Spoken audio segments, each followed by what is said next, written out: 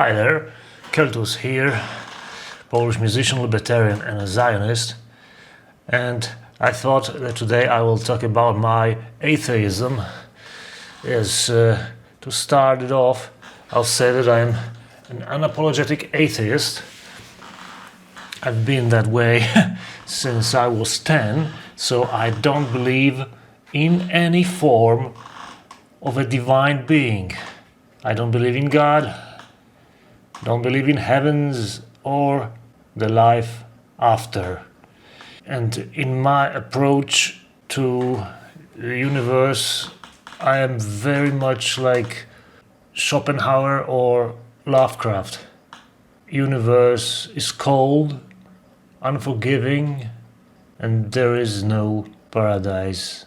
There is no redemption. Humanity is an accident, and nobody is coming to save you. So I think I've been this way since I was 10. That's the earliest that I remember that I completely stopped believing in God. Before that, well, I was a child. I was taught to believe in God by my ultra-Catholic grandmother. So I was baptized, I went to the first communion, and also I was confirmed at 14, but already at 14 I was a complete non-believer, so I did it only for opportunistic reasons and because my family wanted me to be confirmed. But I remember vividly that exactly when I was 10, I stopped attending religion classes in my school, because in Poland since 1990 religion was taught in public schools as another subject. So you get maths, Polish language, physical education and religion. Complete craziness, and it still is up to this point, up to this day. But when I was 10, it was 4th grade in primary school, I stopped attending religion classes after one class. I don't know why, something snapped in me, and I never consulted it, neither with my parents. And also I did not write any official declaration for the school. So I just stopped going to religion. And it was very risky, because if they wanted, they could really harm me. They could decide not to get me to another grade, to the next grade, just because I did not attend religion. But you see, even though Polish Third Republic, when we went out of communism, decided that religion should be taught in public school on the basis of the Concordat we signed with Vatican, there was a leeway. That is, grades from religion were not included in the end of the year overall grade, or overall average grade, and also you could opt out of religion. And one of my friends actually did opt out because his parents were atheists officially.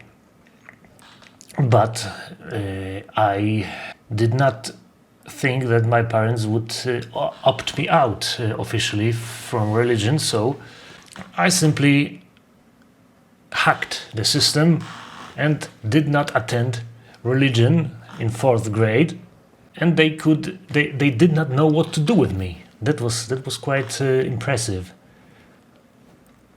So I passed 4th grade with no problems. I don't know. I think I got like C from religion on the end of the year, something like that. It was fascinating. But starting grade 5th, I started attending religion again, but this time clearly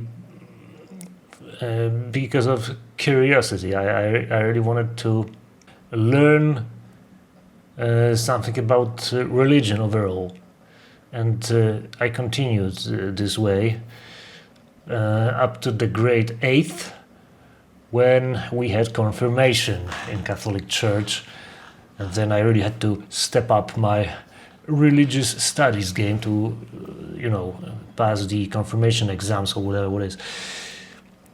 But at no point during this primary school religious attendance did my faith in God reappeared. It never reappeared. So since I was 10, I have been a complete atheist, a non-believer, although I did not give it much thought, perhaps until 7th, 8th grade, when I was 14, and I came across H.P. Lovecraft. The prose of H.P. Lovecraft and his cosmicist, pessimistic philosophy, it really touched me deeply. And I guess this is where my atheism really received at least some philosophical underpinnings, because in H.P. Lovecraft's prose you could really glimpse what the world is like, what the universe is like, and what is the position of humanity towards the vastness of space. We are so insignificant that you can really marvel at the arrogance of Christians and other believers who really think that there's some God in the sky who cares about humanity. Such nonsense. So my disdain for Christians started from that point onwards. I remember I even wrote about non-Christian cults in one of, what do you call them? At the Polish classes, you write these, papers. Yeah, so when I was 14, 15, before I finished primary school, I wrote a paper at one of the Polish classes about being a priest of a non-Christian cult. It was quite funny. Anyway, although of course I did not literally believe in Lovecraft's deities, obviously, but the non-Christian worldview started emerging in my brain, in my mind. So yeah, it was quite hard though to keep my atheism from my ultra-Catholic grandma. She was a fanatic. She was a total Catholic fanatic who openly told on me, told on my mother that we don't go to church, to her acquaintances. Yeah, I remember it vividly. I was around 6, and my grandma told her neighbor that me, my sister, and my mother don't go to church. And we were called godless. So yeah, my rebellion against Catholic hypocrisy and the church, I think it was ingrained very early because of my ultra-Catholic grandma. But somehow, I kept my disdain for Christianity from her, not to offend her, which is another element of this sickness, which is day-to-day Christianity in Polish people, because most of Polish people do not practice Catholicism. They don't go to church regularly, although they consider themselves believers, but they are completely hypocritical. But even that is not the main problem. The main problem is the contents of Catholicism in Polish psyche, which glorifies things like martyrdom and passivity. And that's a story for another day, perhaps, because I only learned about it later. So, after primary school, there was secondary school in one of the best high schools in my city. And again, in high school in Poland, there is religion classes. There are religion classes which are obviously a waste of time. This time we had this very peculiar religion teacher. Those religion teachers, they are not priests.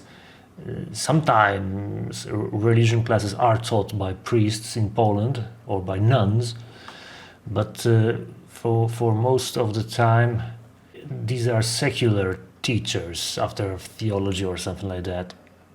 Anyway, this guy was very peculiar because he did not want to push anything formal considering religion on us. So in high school, religion was quite laid back. This guy just took out his acoustic guitar and sang us some stuff. It was hilarious. So we didn't do anything involving formal religious education at religion classes in high school. And because we were already after confirmation, there were no additional sacraments to be completed. So we just sat at these religious classes doing homework or cramming for another important class after that. But my atheism grew, obviously, and in high school I became obsessed with metal music free thought. Yeah, I consider myself a free thinker. Yeah, neckbeard. No, but believing in God was completely unacceptable for me, and even to feel some connection to a non-existent entity, or an entity which you have to use faith, that is non-rational, unreasonable ways to somehow connect. This is something which I couldn't do and I cannot do. I don't have the gene for faith. I think there has to be a gene for believing, and I don't have it. So my disdain for rituals and sacraments which do not mean anything to me, that is all the Christian Catholic sacraments. I mean the rituals like praying, completely, they look strange to me when I was a kid, and since then they have been even more strange. So absolute abandonment of even a pretense of being a Christian. So I never, after my confirmation, let me check. Did I go to confession during confirmation? I guess not. I guess not, because I didn't want to tell the priest at the confessionary, whatever it's called, that I masturbate or something like that. So I didn't even go to confession before taking the communion during the confirmation, and after that did not participate in any church ritual, in any Christian ritual. So yeah, it was that. And in high school, well, I started listening to metal music, started getting interested in philosophy of Schopenhauer and Nietzsche, also continuing with my obsession with Lovecraft. So my atheistic, mechanistic, deterministic outlook on the universe only grew and grew. And at the end of the high school, when I was nearing 19 years old, I guess, am I right? Yeah, I was already 18. So then I became interested in paganism, in the pagan religions or maybe beliefs of ancient European peoples, and my interest in pre-Christian cultures of Europe became stronger thanks to metal music. I just started exploring this topic, and I was fortunate enough to come across an obscure Polish philosopher called Jan Stachniuk, who created a neo-pagan philosophy, which obviously did not involve literal praying to pagan gods, because pagan gods do not exist, but they are important symbols of how our ancestors perceived reality. And philosophy of Jan Stachniuk became a very important part of my outlook, but pessimism prevailed. Cosmic pessimism, that is the constatation that humanity may actually never even leave our solar system. And despite the great achievements of humanity throughout the ages and our great potential for even more achievements, the universe, the outer space, may forever be closed to us, for silent are the spaces between the stars. So, despite my inspiration by pagan religions and by the neo-pagan philosophy of Jan Stachniuk's culturalism, which obviously it is a man-worshipping philosophy, I was still not convinced to uncritically believe in man's destiny beyond the stars.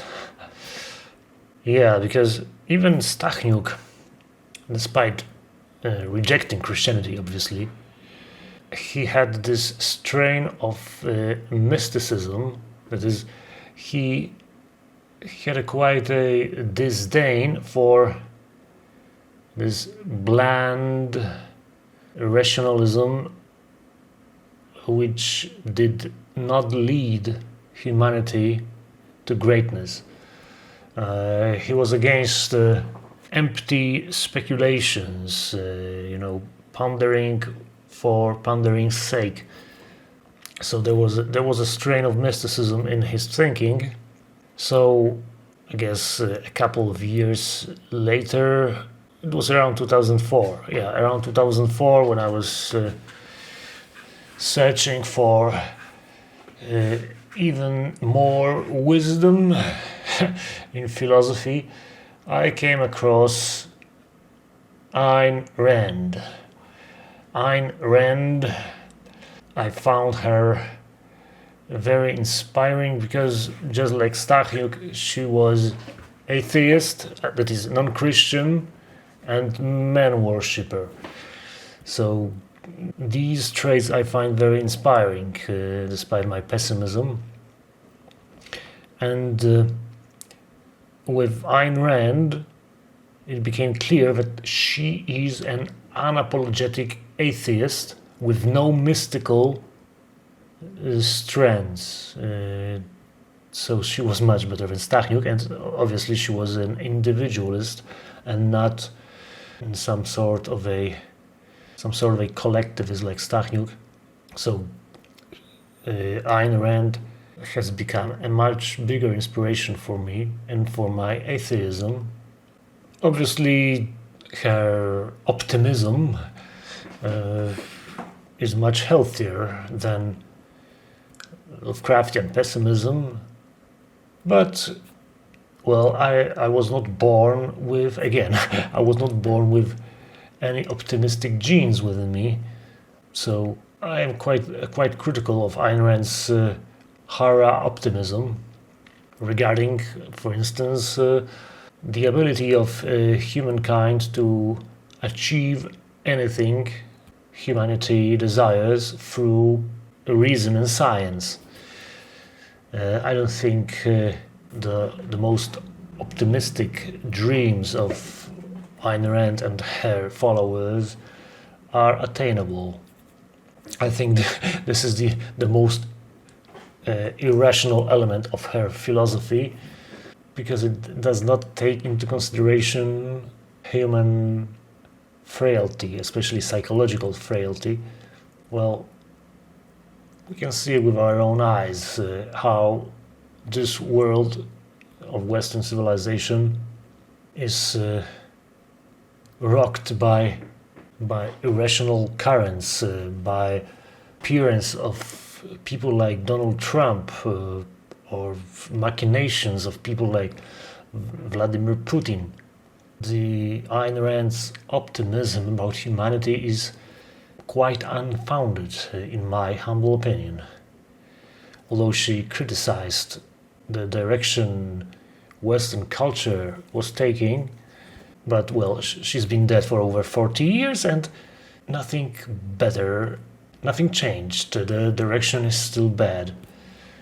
So, what would be my attitude towards Christianity today, despite being an unapologetic atheist, with a disdain for Christianity, with a disdain for the teachings of the Church and for what Catholicism did to the nations of Europe?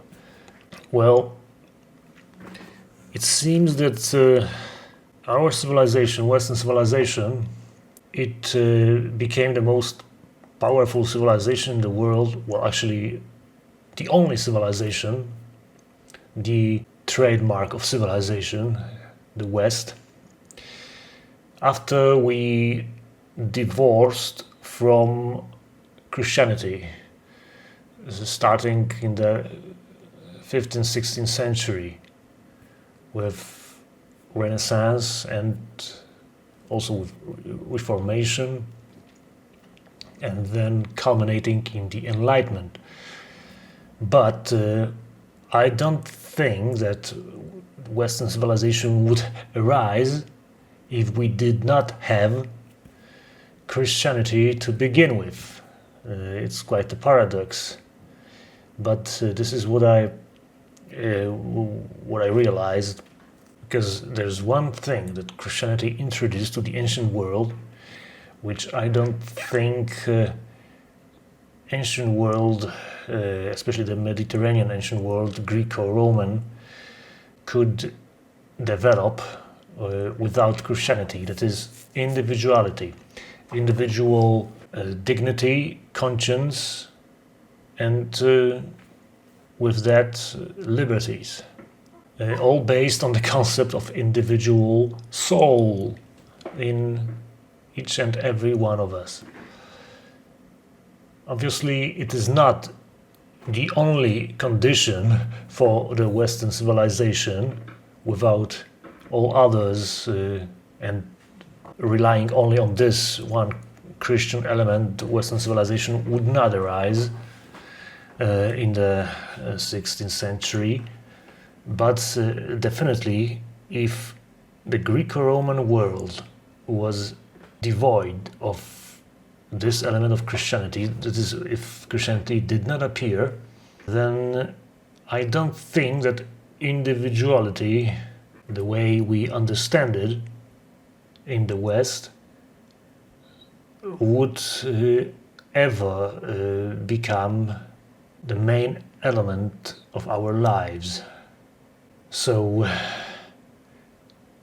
if we consider Western civilization to be individuality, reason, scientific method, and industry, then we have to pay devil what it's due.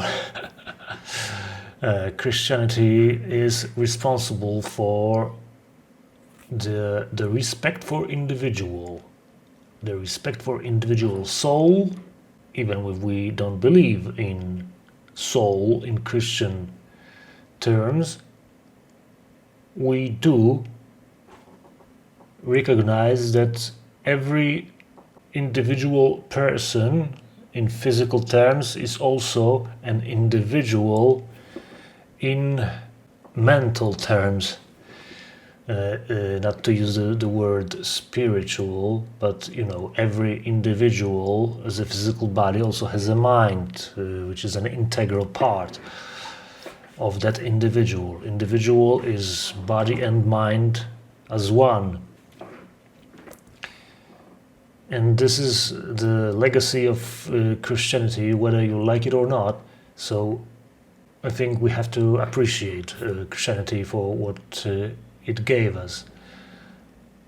Because this was the first step to recognize the dignity of every individual, regardless of his social status, regardless of whether he was a free man or a slave, regardless if he was a non-Greek and non-Roman or not, a citizen or not. Thanks to Christianity, the Western world recognized every individual as a dignified human being.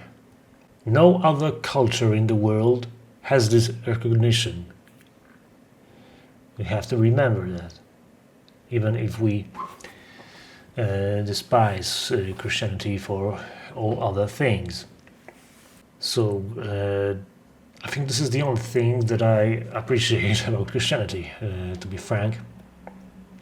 Because every other thing which the West, which forms the West, was not the result of Christianity. Although we can argue that scientific revolution was due to Christian monks keeping ancient texts, but I mean, Christianity is very much responsible for the destruction of many ancient texts. So what they did not manage to destroy, they managed to keep. Okay. But that can also be said about Islam, before Islam became a completely dogmatic, fanatical brain disease. So no, the West, partly built by Christianity, reaches its culmination in rejecting Christian supremacy by freeing people's minds from religion in the 16th, 17th and 18th century, when finally philosophy takes precedence over dogma, when reason takes precedence over faith, when science takes precedence over ritual. This is when the West really begins. So, to conclude, the West was not built on faith, And to be a true Western man, one should really treat the world as if there was no God, because there is no God. And people who are rational but still believe in God, but who despite that they remain rational, I mean, like, I don't know, maybe people like Ben Shapiro, they really understand this principle that if you want to succeed in the world and make your country successful, you need to separate religion from the state. You need to really separate religion from reason. You cannot mix the two. It is remarkable how many people do not understand it and try to force faith on us, try to force faith on the institutions of the state and society.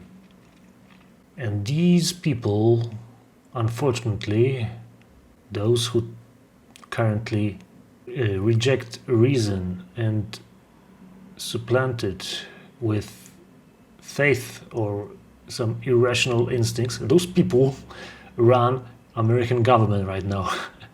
They even run governments of other countries, because the problem with people who don't have their philosophy figured out is that they, even if they, for instance, reject Judeo-Christianity, they quickly supplant one faith for another faith instead of relying on reason. For instance, they supplant Christianity with communism, or, like it is today, they supplant Christianity for woke or other mutation of some leftist anti-Western dogma. I think this is the main scourge of the West today. It is non-Christian, but still irrational anti-Western dogma, whether it is any mutation of leftism or ideologies on the right, which are irrational and mystical but are not Christian, or maybe pretend to be Christian but in fact are even worse. Some right-wingers even take up Islam. So perhaps us atheists will have to ally ourselves with moderate Judeo-Christians like Ben Shapiro in order to fight for the survival of Western civilization. I have no problem with that, as long as those moderate Judeo-Christians do not ally themselves with real sick fucks like Nick Fuentes or people like that, or Grzegorz Braun in Poland. I can really tolerate moderate Judeo-Christians as long as they dissociate faith from reason, that is, they follow reason in public life, in political life, and they don't try to convert me to faith every time they talk to me. If we all agree that the West, that is, the secular civilization based on reason, science, capitalism, and industry, is a civilization which we want to preserve, then we can live in peace and cooperation with each other against the religious bigots on the right and against the leftist fucks on the left. Awe Occident.